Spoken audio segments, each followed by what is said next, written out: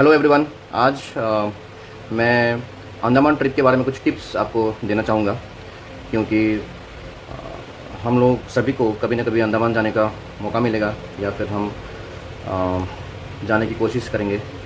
तो कुछ ज़रूरी टिप्स ये है कि मैंने जनवरी 2021 को अंडमान ट्रिप किया। तो इस ट्रिप के दौरान मुझे काफ़ी एक्सपीरियंसेस फेस करने पड़े, कुछ अच्छे कुछ बुरे। तो उसके बारे में मैं आपको अवगत करा देता हूँ, जिससे कि आप जब यहाँ पे विज़िट करें तो इससे आपको कुछ सहूलतें मिल जाए। सबसे पहली बात तो ये है कि अभी आपको पता है हाल ही में कोविड-19 का एक बड़ा एपिसोड हमने विटनेस किया, जिसमें कि फ़ॉरेन और डोमेस्टिक ट्रैवल दोनों में ही काफ़ी पाबंदियाँ लग गई। जनवरी 2021 में काफ़ी जगह में रिलैक्सेशन आपको देखने को मिलता है। बहुत लोग अभी मास्क नहीं पहनते हैं और कुछ रिसर्च स्टडीज़ का मानना है कि मोर देन 50% जो पॉपुलेशन है एटलीस्ट इंडिया में, उसमें उन लोगों में अपने आप ही कोरोना रेसिस्टेंस बॉडी में आ गई है। वो इम्यूनिटी उन्होंने डेवलप कर लिया है। फिर भी वैक्सीनेशन का प्रोसेस चल रहा है। और अंडमान अगर आप विज़िट करते हैं तो उसमें आपको आरटीपीसीआर नेगेटिव टेस्ट रिज़ल्ट का हार्ड कॉपी हाथ में रहना बहुत ज़रूरी है, नहीं तो आप नहीं विज़िट कर पाएंगे। अगर आपने अपने बुकिंग्स की हुई है तो ये इंश्योर कर लें कि आप आरटीपीसीआर टेस्ट आपने किया हुआ है। और आरटीपीसीआर टेस्ट करते समय सबसे पहली बात तो ये है कि वो टेस्ट जिस लैब से आप करेंगे, ये लैब आईसीएमआर की वेबसाइट में लिस्टेड होना ज़रूरी है। मान लीजिए अगर मैं डॉक्टर लाल पैथ लेबोरेटरीज़ की बात करूं, फॉर एग्जांपल, मैं किसी लैब का प्रमोशन नहीं कर रहा हूं यहाँ पे, डॉक्टर लाल पैथ का भी अलग अलग जो उनके इंस्टीट्यूट्स हैं उनका रजिस्ट्रेशन और उनका आईसीएमआर लिस्टिंग्स अलग अलग है। आप किस लैब से कराएंगे, आपके टेस्ट रिपोर्ट में क्या एड्रेस लिखा रहेगा, उस पर डिपेंड करेगा कि आपके जो रिपोर्ट है ये वैलिडेट हो पाएगा या नहीं। फॉर एग्जांपल, अगर कोलकाता की बात करें, डॉक्टर लाल पैथ का कई सारे ब्रांचेस हैं। कहीं पे आपका कोलकाता न्यू टाउन है, बारासात वगैरह और भी कई जगह हैं। लेकिन बारासात का जो लैब है ये डायरेक्ट इसका कोई रजिस्ट्रेशन आईसीएमआर के साथ नहीं है। न्यू टाउन का है, मेरा न्यू टाउन का था तो मेरा निकल गया। लेकिन मैंने देखा है एयरपोर्ट में, क्योंकि मैंने कोलकाता से ट्रैवल किया है, तो कोलकाता जब हम जो अपने कैरियर है स्पाइस जेट वगैरह, तो कैरियर में हम अपना बोर्डिंग पास इशू करवाने से पहले RTPCR negative result hard copy वो चेक करते हैं, उसके बाद उसमें वो वैलिडेट करते हैं।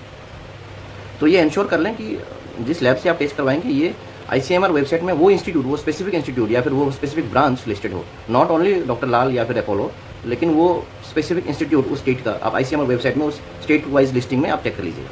ये हो गया पहला। कई लोगों को हमने देखा है बोर्डिंग करते दौरान कि उनको नहीं दिया गया एंटर करने, बोर्ड करने नहीं दिया गया। हमारा टेस्ट रिजल्ट करीब 6 से 7 बार एयरपोर्ट के अंदर ही चेक किया गया है।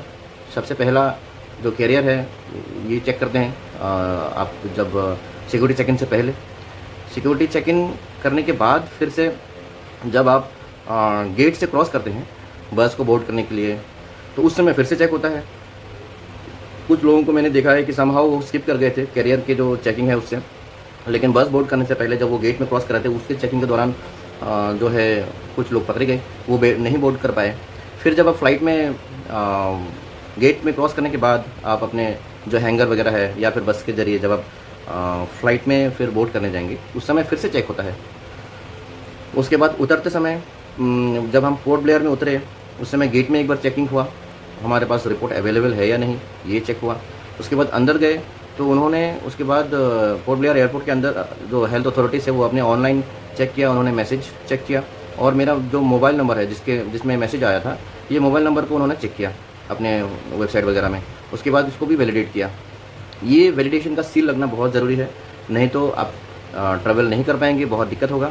तो इसलिए आरटीपीसीआर टेस्ट ज़रूर करा लें, लेकिन जो आप सैंपल कलेक्शन करेंगे ये पोर्ट ब्लेयर में अराइवल होने के 48 आवर्स के अंदर होना ज़रूरी है।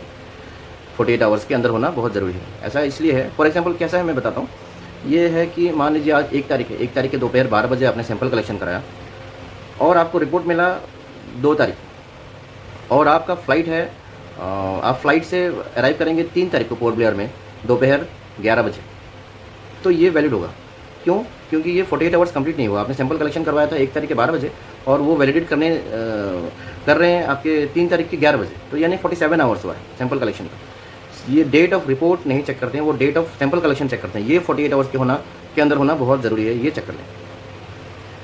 दूसरी बात यह है कि आप में से कई लोग गोवा विजिट कर चुके होंगे या फिर कई और बीच वाले जो टूरिस्ट प्लेसेस है वो आपने ट्रैवल किया होगा।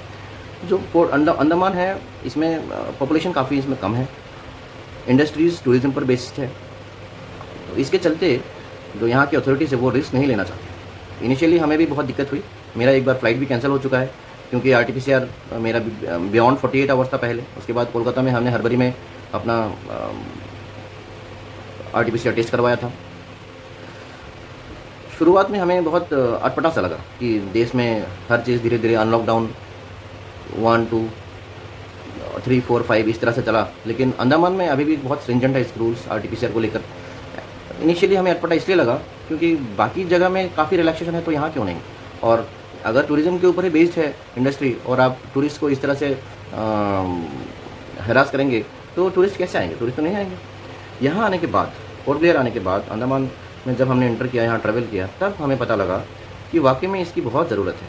अगर यहाँ पे किसी भी तरह इन्फेक्शन री एंटर होता है तो टूरिज़्म इंडस्ट्री फिर से ठप हो जाएगी और यहाँ के लोगों का जो एम्प्लॉयमेंट है इसमें इश्यूज़ निकल आएंगे। तो RT-PCR टेस्ट जो करना है मुझे तो सही लगा। रूल स्ट्रिंजेंट है, थोड़ी दिक्कतें आएंगी, लेकिन अंडमान टूर के लिए इतना तो बनता है।